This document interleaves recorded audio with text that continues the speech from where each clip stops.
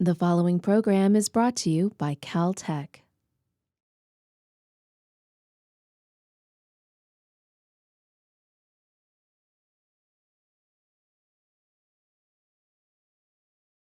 Welcome to the 50th anniversary celebration of Planetary Science. My name is Ken Farley. I'm the chair of the Division of Geological and Planetary Sciences. Looking around, I see a lot of people I know, but for those of you who don't know me. So we're here because 50 years ago, the then Division of Geology decided to create planetary science as an academic discipline. And I should point out that in the early 1960s, it was probably not obvious. In fact, I would say it was not obvious that planetary science was something that one would want to actually focus on. If you think about what actually transpired in the last 50 years, I can't imagine that you could have predicted it. And so I think at that time, this was likely considered a pretty bold and risky move, and one that paid off very handsomely for Caltech. It's really a signature program of this division and of Caltech. And I think probably they realized relatively quickly by the time I was 6 years old that planetary science was in fact a good bet, because the division renamed itself from Division of Geology to Division of Geological and Planetary Sciences. We're going to hear a lot about current and exciting research topics from people that are faculty both within the Geological and Planetary Sciences division, so what I would call true planetary scientists, and also people that are coming from mostly from the astronomy side, but are also doing planetary science. We'll hear a little bit about the history and how Bob Sharp, one of the towering figures in the history of this division and also of Caltech, a very well-known geologist, how he perceived the creation of planetary science 50 years ago. So we'll hear a little bit about that. But before we do that, I want to just say a little bit from my personal perspective. As a person who has gotten recently sucked into planetary science, it seems to be something that's going on around here. You get sucked into planetary science, whether you are expecting to or not, and also as division chair.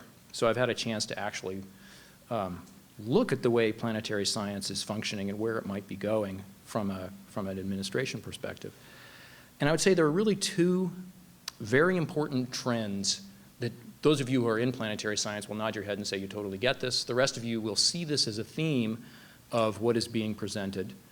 And the first is that we are very much moving beyond our own solar system. So really a sampling of one with our 9 or 8 planets, depending on what Mike Brown decides. There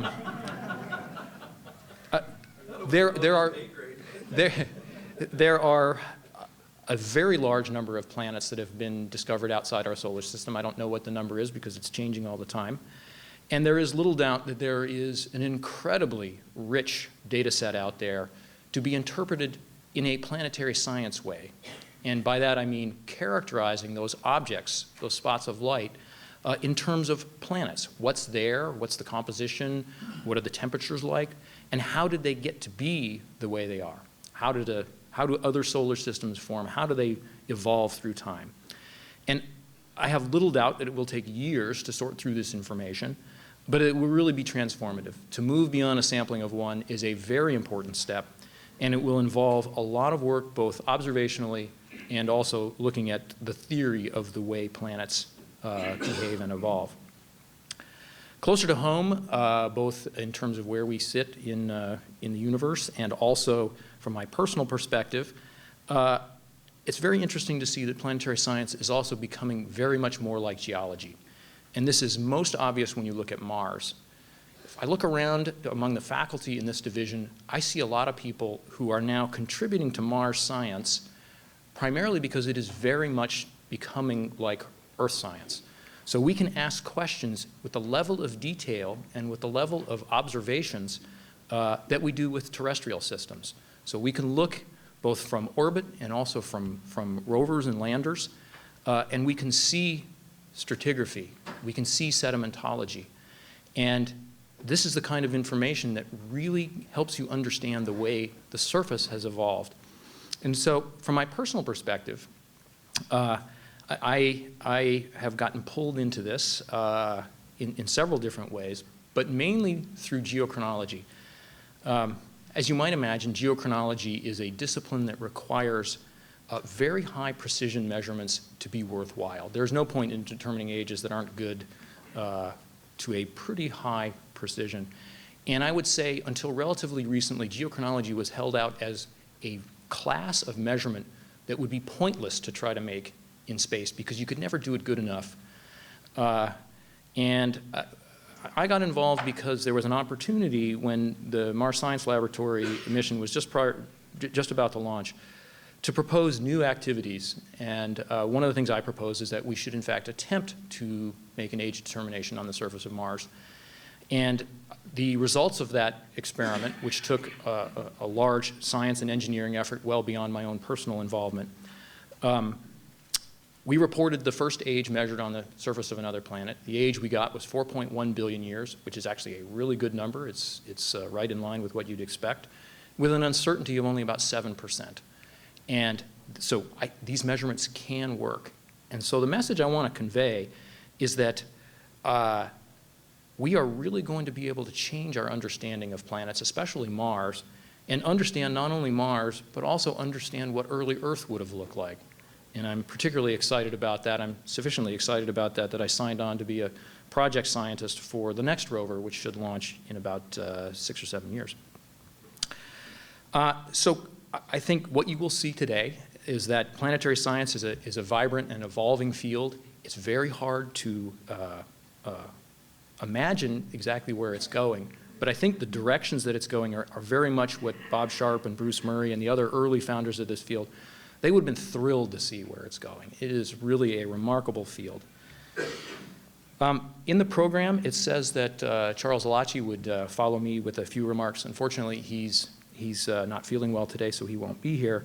And I would just like to say that one of the reasons why this discipline was able to get started here and why it has thrived is through a really unique collaborative interaction with the Jet Propulsion Laboratory. So JPL, for those of you who don't know it, JPL is a federally sponsored research center, a NASA center, that is administered through Caltech, so we are very closely tied.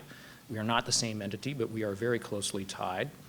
And it's important to understand that many of the successes in planetary science demand a kind of effort that could simply not happen in academia. Years of focused, dedicated effort to build space missions, to actually implement space missions. This is something that could never happen in an academic setting. And so having the academic environment here on campus and the kind of dedicated, focused effort for missions at JPL has really been a great experience for both institutions. So as I said, Charles sends his regrets that he's not here. So with those few words, I'd like to start off with this video, which discusses a little bit of the history and a little bit of spacebar. I hit spacebar.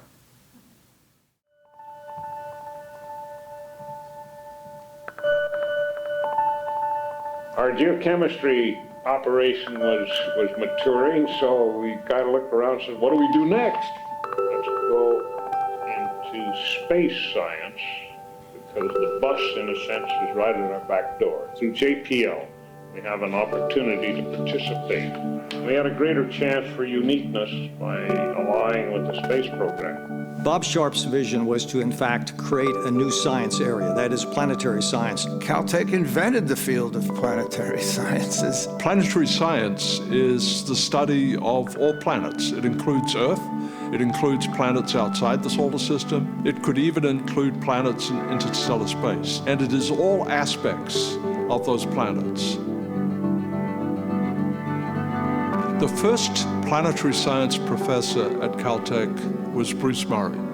Bruce was involved in the earliest work to understand what happens to water on other bodies. Could you find water ice on the surface of the moon? Would there be ice caps on Mars? New questions at the time in the 1960s, and pushed us forward in our understanding. We had a number of wonderful geologists, including Bob Sharp, Jerry Wasserberg, Lee Silver, Sam Epstein, who played very important roles in training the astronauts and analyzing the lunar rocks and telling us about the history of the moon. Another great pioneer is Gene Shoemaker. His most important scientific accomplishment was to understand bodies that hit the Earth, such as Meteor Crater in Arizona and bigger events in the past. This is an essential part of understanding planets.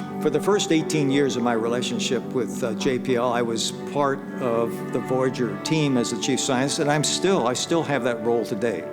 Voyager flew by the giant outer planets, Jupiter, Saturn, Uranus, and Neptune, and really revealed the diversity of objects in the solar system. It greatly broadened our otherwise Terra-centric view. What's wonderful about Voyager is that after 36 years, it's still on a frontier. It's still in a mission of discovery, exploring this new realm, the space between the stars. I think one of the amazing things about Caltech Planetary Science is that it is so diverse, but that there is excellence across all of that diversity. And I think that's what has sustained this planetary science department through time, but has also made it the best in the world. People who do planetary science are the people who fly spacecraft around the solar system, get to drive around on Mars, get to fly by Titan and take pictures. It's an exciting thing that you get to do because you're studying these other bodies in the same way that you would otherwise be studying the Earth. But there's another very important part. One of the particularly nice things about being at Caltech is rich in telescopes. Most of the best telescopes in the world are in some way associated with Caltech. So a lot of the time I spend looking at things at the very outer edge of our solar system. These things past Neptune, these things like Pluto is one of the other large objects out there that were for the most part discovered here at Caltech by my group. And each one of these objects was like a little world, and each little world contained a little bit of the history of the solar system as a puzzle in it that you had to figure out. Pluto was really part of this class of all these objects that were being discovered. It was obvious to astronomers that really Pluto deserved to be classified with these things and not with the other 8 actual real remaining planets. So as a geologist by training, I enjoy the fact that an atmospheric dynamicist, a physicist, an atmospheric chemist, and an astronomer are down the hall because it encourages a creativity and a thinking in new directions that I think is really unique.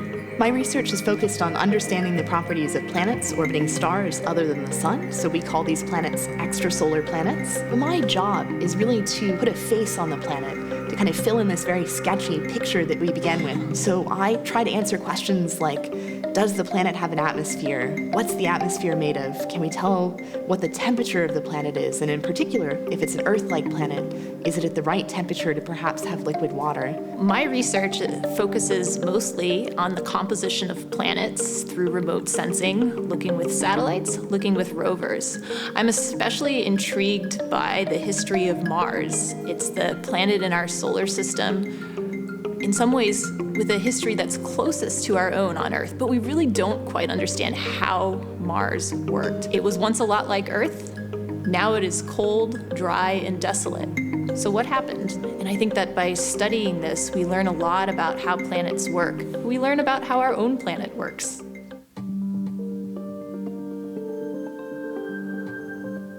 One of the really neat things about Caltech is its close proximity to JPL. JPL was a laboratory that emerged from Caltech. In the last 50 years, the prominent role that JPL has played in mission science enables Caltech to all get involved in a very intimate way with mission science, and it's that close proximity that allows you to really rub elbows with the people that are doing rocket science, and it's just a lot of fun. You can bring these two groups of people together to do new things, to have the scientists develop new ideas of things that we should be doing in planetary science, and get them together with engineers who know how to make it happen.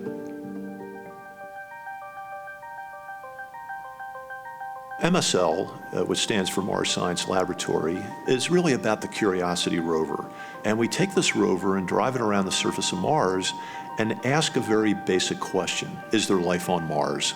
I went to the launch of MSL, and I was really struck by the sheer audacity of what we were doing. To watch a rocket get launched, has a little payload on the top, and have it land in an area that was 10 kilometers across. It amazed me. It was awe-inspiring that we have reached the point where we can do it and do it successfully. And then, that's not enough. We have to actually do science. Curiosity is breaking ground and establishing what the nature of the physical and chemical environment was and whether or not microorganisms could have lived there. And it's great for us because we've been able to make a discovery that suggests that that is in fact the case. Curiosity, it's really an extension of ourselves. It allows us as human beings to explore another planet. It extends us, it challenges us, it asks us to go in different directions. And it really makes you understand what your place is in the universe. And I think the Curiosity mission does that to a lot of people.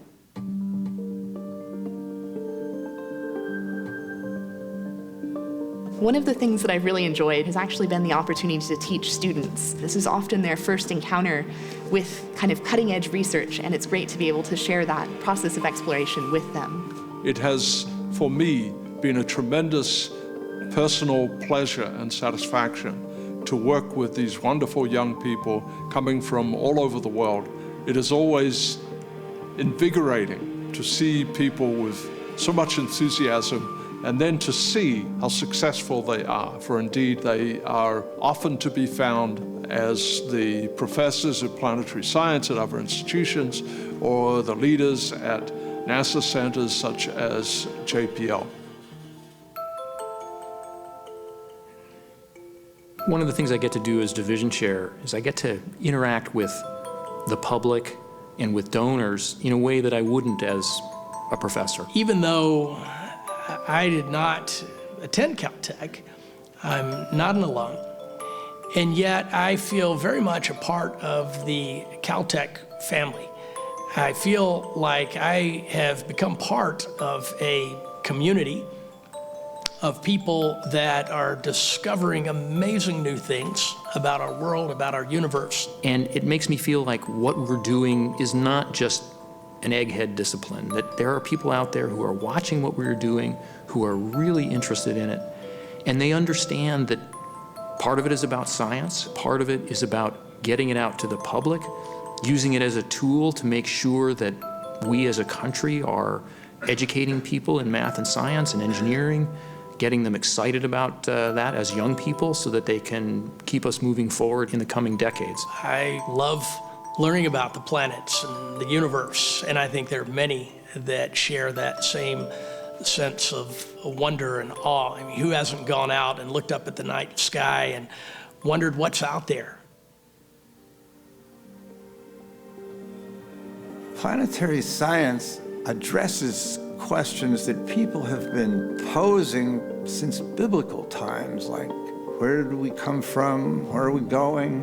What is it that makes a planet habitable through time? How does water end up on some planets and not others? What is the largest object out there beyond where the Kuiper Belt is? Is our solar system representative of the universe? Is there life on Mars? Are we actually alone in the universe, or is the universe just this place which is teeming with life?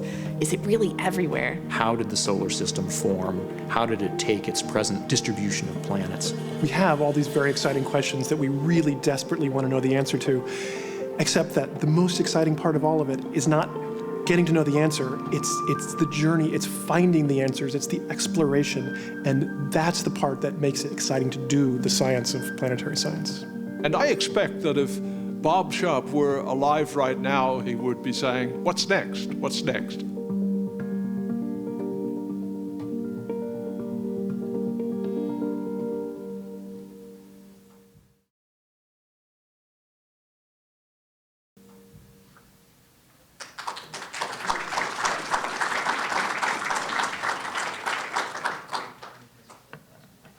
We're actually fortunate to have all of the people that were in the video who are still with us here in this room right now. I'm pretty sure that almost all of them will actually be speaking today, so you'll get to see them in 3 dimensions.